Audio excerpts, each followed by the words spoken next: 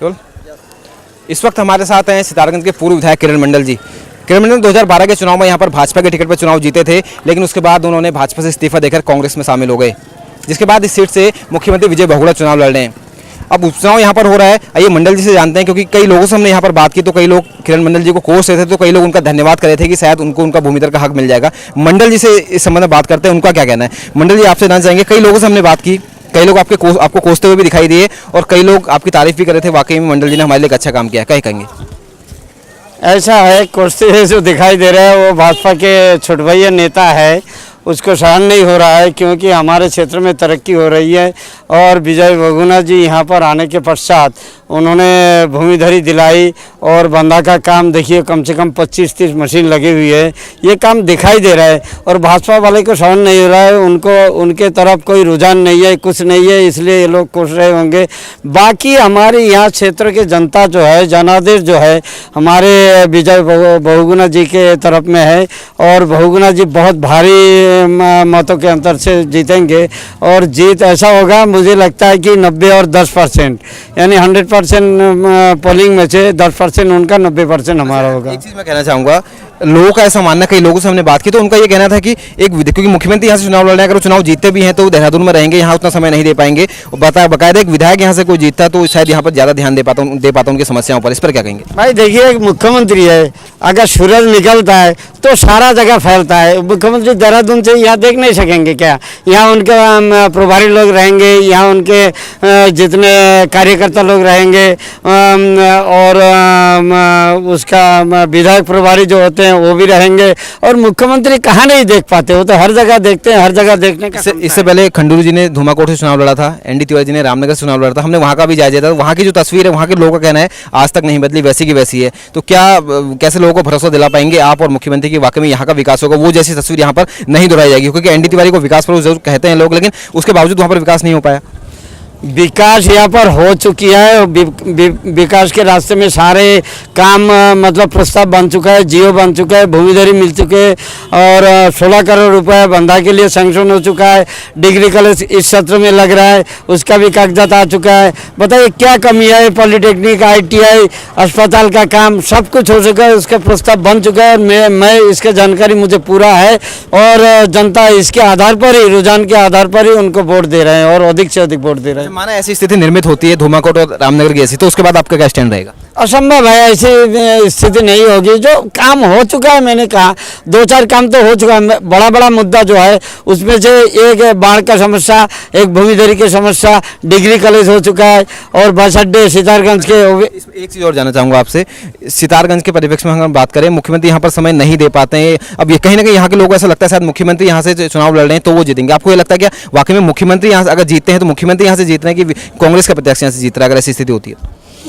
ऐसा है, अधिक से अधिक तो मुख्यमंत्री के ऊपर रुझान है। कांग्रेस के प्रत्याशी हो या कहीं भी हो, मतलब मुख्यमंत्री हमारे प्रदेश के, और सरकार कांग्रेस की है, और मुख्यमंत्री भी कांग्रेस की है। यहाँ पर मुख्यमंत्री के नाम से और कांग्रेस के नाम से दोनों तरफ रुझान है। आप कह रहे हैं वो जीत रहे हैं, तो इससे वैसे जीत रहे हैं क्योंकि मुख्यमंत्री हैं। हाँ, मुख्यमंत्री है, यही रुझान ज़्यादा है मुख्यमंत्री के जरिए। आपने जब भाजपा छोड़ी, उससे लंबे समय से आप भाजपा में रहे उससे पहले, तो ऐसी क्या जरूरत आनी पड़ी कि जीतने के बाद ही आपको भाजपा कांग्रेस की याद आई, मुख्यमंत्री विजय बहुगुणा से मिलने की याद आई। उससे पहले का आपने अपना कहना था कि आपने कोशिशें की थी, भाजपा सरकार में नहीं हो पाया, लेकिन कहीं दूसरा रास्ता भी हो सकता था।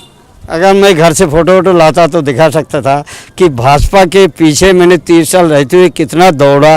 और मैं ऐसा नहीं कि नेता बनने के पश्चात मैं नेता बनकर घर रहूं, ऐसे मेरा उम्मीद नहीं है। मैं हमेशा चाहता था कि इस क्षेत्र के जनता का काम हो, और भाजपा के पीछे मैंने सारे मुख्यमंत्री, जितने मुख्यमंत्री, चाहे नित्यानंद स्वामी हो, चाहे खंडूरी हो, कोशियारी हो, चाहे निशंक हो, सभी के पास। एनडी तिवारी भी उसके बाद रहे थे। एनडी तिवारी भी रहे, उन्होंने फाइल बनाया था, लेकिन इसके आधार पर सेक्रेटरी लोग, मतलब सचिव लोग, उनका रोक लगाया था। अभी भी तो लगता है ऐसी स्थिति अगर हो जाए, अभी भी अफसर चाहिए वो हावी हो जाए, ये नहीं होता तो सवाल ही नहीं उठता है। वो स्थिति तो खत्म हो गया, कैबिनेट में पास हो गया, जियो पास हो गया, उसका कागजात तहसील में आ गया। कई सारे और मुद्दे हैं, वो मुद्दे अगर में लटा अफसर शाही की वजह से, क्योंकि एनडी तिवारी के कार्यकाल में ऐसा हुआ, आपने खुद स्वीकार किया, वो भी कांग्रेस से थे, ये भी कांग्रेस से हैं। मुद्दा छोटा मोटा है, अभी बड़ा मुद्दा जो असंभव वाली मुद्दा था वो तो खत्म हो गया, वो तो हो चुका है। बाकी जो college, inter college, polytechnic, ITI, अस्पताल, ये तो साधारण मामला है, ये तो होना ही है। मुख्यमंत्री का क्षेत्र है, वो करेंगे ही। और मुझे मुख्यमंत्री से मिलकर 3 महीना का या 2 महीना का अनुभव हुआ कि वो एक ऐसा व्यक्ति है जो कहते हैं वो करते हैं। और माना आपने कहा ऐसा संभव नहीं होना, लेकिन माना अगर नहीं होता है तब किरण मंडल का स्टैंड क्या रहेगा अगर ऐसा होता है तो? ऐसा नहीं, मेरा संघर्ष रहेगा उनके पीछे कि भाई ये काम करना पड़ेगा और करवाऊंगा भी। ये ऐसा नहीं है कि नहीं होगा, ये नहीं होगा वाली बात नहीं है।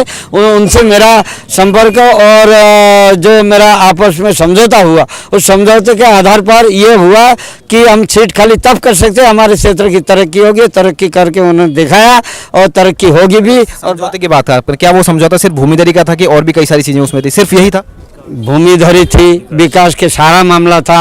यहाँ हमारे क्षेत्र में बाढ़ प्रभावित क्षेत्र है, बाढ़ को रक्षा करना, और हमारे पॉलिटेक्निक, ITI, अस्पताल, डिग्री कॉलेज, सारा मामला था। समझौता जो आपने बोला समझौता था, वो सिर्फ मुख्यमंत्री विजय बहुगुणा की सीट खाली करने के लिए था या कुछ और भी था? और क्या हो सकता है? हम क्षेत्र के जनता की भलाई के लिए, उनके तरक्की के लिए, उनके बच्चों की भलाई के लिए, भूमिधरी के लिए, सारे जितने शब्द बताए, इन्हीं के लिए मेरा समझौता था। अच्छा, आगे किरण मंडल कैसे जारी रखेंगे जनता के हित में काम करना? आगे का क्या स्टैंड रहेगा आपका? मैं बिल्कुल, ये 5 साल बहुगुणा जी का रहेगा। बहुगुणा जी अगर हमें ये आश्वासन दे और मुझे इजाज़त दे कि काम करने की जितना क्षमता दे, उस क्षमता के आधार पर क्षेत्र के हर काम को मैं करूँगा, करवाऊँगा। चलिए, बिल्कुल किरण मंडल जी का यही मानना है कि निश्चित तौर पर मुख्यमंत्री विजय बहुगुणा यहाँ पर भारी मतों से जीतेंगे और जो सारे वादे उन्होंने यहाँ पर किए थे वो सारे के सारे पूरे होंगे और यहाँ की जनता के हित में उनका संघर्ष भी यहाँ पर लगातार जारी रहेगा। शक्ति फार्म से कैमरामैन सागर बिस के साथ दीपक तिवारी।